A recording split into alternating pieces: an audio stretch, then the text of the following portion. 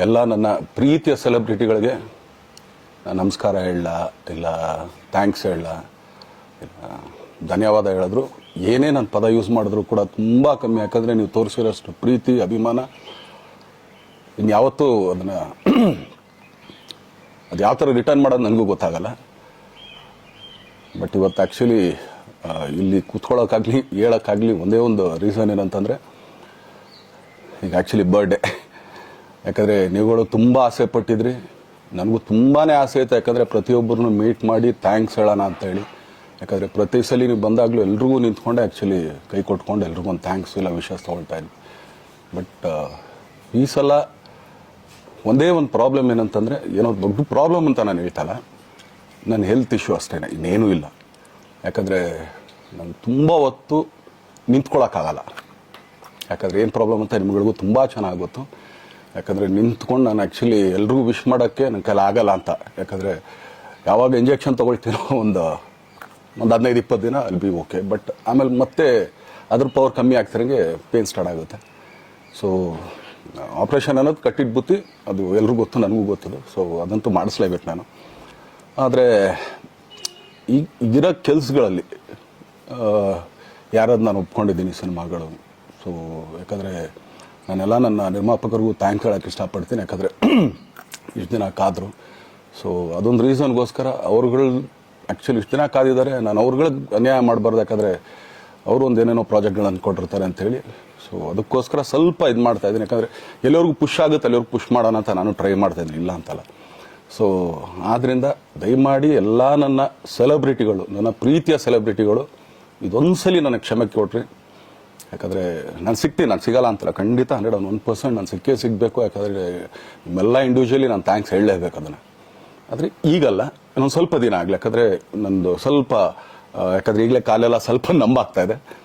So ಸ್ವಲ್ಪ ನಮ್ಮ doctor ಹತ್ರ ಎಲ್ಲ ನಾನು ಕನ್ಸರ್ನ್ ಮಾಡಿ ಏನು ಮಾಡ್ಬೋದು ಅದಕ್ಕಿನ್ನು ನೆಕ್ಸ್ಟ್ ಅಂತೇಳಿ. ಯಾಕಂದರೆ ಸ್ಪೈನಲ್ ಕಾರ್ಡ್ ಪ್ರಾಬ್ಲಮ್ ನಿಮಗೂ ತುಂಬ ಚೆನ್ನಾಗಿ ಗೊತ್ತು. ಸೊ ಇದೊಂದು. ಆಮೇಲೆ ದಯಮಾಡಿ ಯಾವ ಹೂವಾಪೋಗಳಿಗೂ ನನ್ನ ಸೆಲೆಬ್ರಿಟಿಗಳು ಕಿವಿಗೆ ಹಾಕೋಬಿಟ್ರು. ಈಗ ಮೊನ್ನೆದು ಒಂದು ಇದಿತ್ತು, ಏನೋ ಯಾರೋ ನಿರ್ಮಾಪಕರು ಕೊಟ್ಬಿಟ್ರು, ಹಂಗೆ ಹಿಂಗೆ ಅದು ಇದು ಎಲ್ಲ. ಹೌದು, 101%.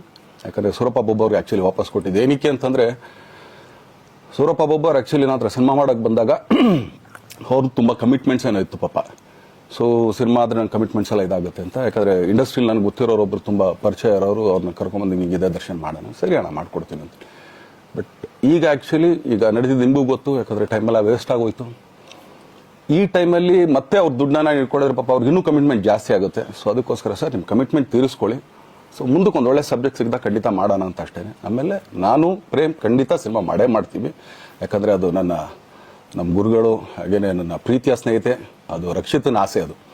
ಸೊ ಇಲ್ಲ ಮಾಡೇ ಮಾಡೋಣ. ಸೊ ಬಟ್ ಒಂದೇನಂದರೆ KVN ಪ್ರೊಡಕ್ಷನ್ಸ್ ಅವರು ಪ್ರೊಡಕ್ಷನ್ ಮಾಡ್ತಾ ಇದ್ದಾರೆ.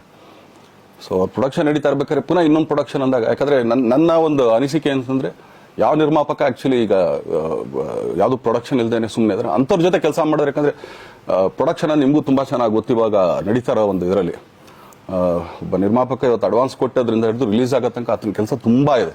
ಬರೀ ದುಡ್ಡೊಂದು ಹೊಂಚೋದೇ ಅಲ್ಲ. ಸೊ ಎಲ್ಲ ಇದರಲ್ಲೂ ಕೂಡ. ಸೊ ಆದ್ದರಿಂದ ಅಷ್ಟೇ, ಇನ್ನು ಅದು ಬಿಟ್ಟು ಇನ್ನೇನು ಆ ಥರದ್ದೇನಿಲ್ಲ. ಸೊ ಇದೊಂದು ನಾನು ಹೇಳ್ಬೇಕು. ಆಮೇಲೆ ನಿಮ್ಮ ಪ್ರೀತಿ, ಅಭಿಮಾನ, ಪ್ರೋತ್ಸಾಹ ನನ್ನಂತ ಮೇಲೆ ಇರೋದಕ್ಕೆ ನಾನು ಯಾವತ್ತೂ ಚಿರಋಣಿಯಾಗಿರ್ತೀನಿ. ಯಾಕಂದರೆ ನಿಮ್ಗೆ ಯಾವುದೇ ಕಾರಣಕ್ಕೂ ಏನಂತಾರೆ ಅದನ್ನು ತೀರ್ಸೋಕ್ಕೆ ನನ್ನ ಕೈಲಿ ಆಗಲ್ಲ. ಯಾಕಂದರೆ ನೀವು ಕೊಟ್ಟಿರೋಷ್ಟು ಪ್ರೀತಿ, ಆಮೇಲೆ ಪ್ರೀತಿಗಿಂತ ಹೆಚ್ಚಾಗಿ ಒಂದು ಸಪೋರ್ಟ್ ಅಂತ ಹೇಳ್ತಿರಲ್ಲ. ಇವಾಗ ಆ್ಯಕ್ಚುಲಿ ಸ್ವಲ್ಪ ಚಾರ್ಜ್ ಹಿಂಗೆ ತಿರ್ಗೋಗಿದೆ. ಬಟ್ ಆದರೂ ಇವತ್ತು ಹಿಂಗೆ ನಿಂತ್ಕೊಳ್ಳೋಕ್ಕೆ ಹಿಂಗೆ ಸಪೋರ್ಟ್ ಕೊಡ್ತಾ ಇದ್ದಾರಲ್ಲ. ಸೊ ಅದಕ್ಕೆ ನಾನಾಗಲಿ ನನ್ನನ್ನು ನಂಬ್ಕೊಡೋರು ಎಲ್ಲರೂ ಕೂಡ ನಿಮ್ಗಳಿಗೆ ಚಿರಋಣಿ ಅಂತ ಹೇಳೋಕ್ಕೆ ಇಷ್ಟಪಡ್ತೀನಿ. ಆಮೇಲೆ ಈ ಮುಖಾಂತರ ನಾನು ಒಂದು 3 ಜನಕ್ಕೆ ತುಂಬಾ ಥ್ಯಾಂಕ್ಸ್ ಹೇಳಬೇಕು. ಎಸ್ಪೆಷಲಿ ನಮ್ಮ ಹೀರೋ ಧನ್ವೀರ್ ಅವ್ರಿಗೆ. ಯಾಕಂದರೆ ಆತ ಪಾಪ ಯಾವಾಗಲೂ ಜೊತೆಲೇ ಇದ್ದು ನಮ್ಮೊಂದು ದೊಡ್ಡ ಬೆನ್ನೆಲುಬು, ಮಾರಲ್ ಸಪೋರ್ಟ್ ಆಗಿದ್ದು. ಸೊ ಧನ್ವೀರ್ ಅವ್ರಿಗೂ ಥ್ಯಾಂಕ್ಸ್. ಹಾಗೆಯೇ ನಮ್ಮ ಬುಲ್ಬುಲ್ ರಚಿತಾರಾಮ್ ಅವ್ರಿಗೂ ತುಂಬಾ ಥ್ಯಾಂಕ್ಸ್. ಹಾಗೆಯೇ ನನ್ನ ಪ್ರಾಣ ಸ್ನೇಹಿತೆ ಆದ ರಕ್ಷಿತಂಗೂ ಥ್ಯಾಂಕ್ಸ್. ಆಮೇಲೆಲ್ಲ ನನ್ನ ಸೆಲೆಬ್ರಿಟಿಗಳಿಗೂ ಅನಂತ ಧನ್ಯವಾದ ಅಂದರೂ ಕೂಡ ತಪ್ಪೇ ಅದು. ಯಾಕಂದರೆ ತುಂಬ ಚಿಕ್ಕದು. ಆಮೇಲೆ ಇದೊಂದು ಹೇಳ್ಬೇಕು ಅಂದ್ಕೊಂಡೆ, ಏನೋ ದರ್ಶನ್ ಆ್ಯಕ್ಚುಲಿ ಬೇರೆ ಲ್ಯಾಂಗ್ವೇಜ್ಗೆ ಇಲ್ಲೇ ಇಷ್ಟೊಂದು ಪ್ರೀತಿ ಅಭಿಮಾನ ತೋರಿಸಿದ್ದೀರಾ, ಎಲ್ಲ ಮಾಡಿದ್ದೀರಾ, ಸುಮ್ಮನೆ ಎಲ್ಲಿಗೆ ಅಂತ ಹೋಗಲಿ. ಸಾಯೋವರೆಗೂ ಇಲ್ಲೇನೆ, ಇಲ್ಲಿ ಬಿಟ್ಟು ಇನ್ನೆಲ್ಲೂ ನಾನು ಹೋಗಕ್ಕೆ ಆಗೋದು ಇಲ್ಲ. ಯಾಕಂದರೆ ಒಂದು ಈಸಿ ಆಗಿದ್ದನ್ನು ಹೇಳ್ತೀನಿ, ಕಾವೇರಿ ಎಲ್ಲಿ ಹುಡ್ತಾಳೆ ಅಂತ ನಿಮಗೂ ತುಂಬ ಚೆನ್ನಾಗಿ ಗೊತ್ತು. ಆ ಕೊಡಗಲ್ಲೇ ನಾನು ಹುಟ್ಟಿರೋದು. ಅವಳು ಅಲ್ಲಿ ಹುಡ್ತಾಳೆ ಕಾವೇರಿ, ಎಲ್ಲ ಕಡೆ ಹರ್ಕೊಂಡ್ಬರ್ತಾಳೆ ಅವಳು. ನನ್ನ ಸೀಮಿತ ಇರೋದು ಬರೀ ಮೇಕೆದಾಟು ಅಷ್ಟೇ, ಅದರಿಂದ ಮುಂದಕ್ಕೆ ಅದು ಹೆಂಗಾರು ಹರ್ಕೊಡೋದ್ರು ಅದಕ್ಕೊಂದು ಸಂಬಂಧ ಇಲ್ಲ ನನಗೆ. ಸೊ ಆ ಥರ ನಾನು ಯಾವಾಗ ಸಿನಿಮಾ ಮಾಡಿದ್ರು ಏನೇ ಮಾಡಿದ್ರು ಇಲ್ಲೇನೆ, ಅದು ಕನ್ನಡ ಸಿನಿಮಾನೇ. ಡಬ್ಬಾಗಿ ಎಲ್ಲೇ ಹೋದ್ರು ಅದು ಬೇರೆ ಥರ ಅದಷ್ಟೇ. ಬಟ್ ನಾನು ಕನ್ನಡದಲ್ಲೇ ಇರೋದು, ಕನ್ನಡ ಸಿನಿಮಾನೇ ಮಾಡೋದು.